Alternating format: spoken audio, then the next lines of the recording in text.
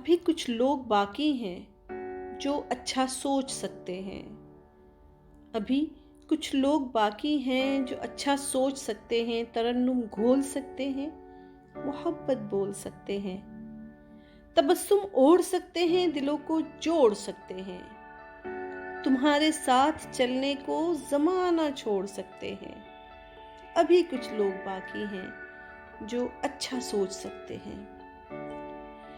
तसन्ना से मुबर्रा हैं, मतानत से मुरस्सा हैं, वज़ादारी का पैकर हैं, रवादारी का मज़हर हैं। नए रास्ते बनाते हैं, नए रिश्ते सजाते हैं। शहर से जब निकलते हैं तो सहराओं में रुकते हैं।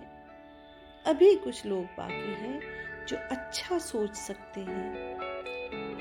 ये इल्म और फन के परवाने किसी को मान देते हैं, किसी की मान लेते हैं, किसी को कम नहीं कहते, सफर में दम नहीं लेते, जमी आबाद करते हैं, फलक को खोज सकते हैं। अभी कुछ लोग बाकी हैं जो अच्छा सोच सकते हैं।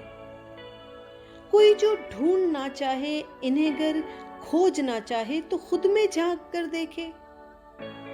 कोई जो ढूंढ ना चाहे, इन्हें अगर खोज ना चाहे तो खुद में झांक कर देखे, बड़ी सच्चाई से सोचे, बहुत अच्छाई से सोचे, तो उन लोगों में आएगा जो तूफान मोड़ सकते हैं।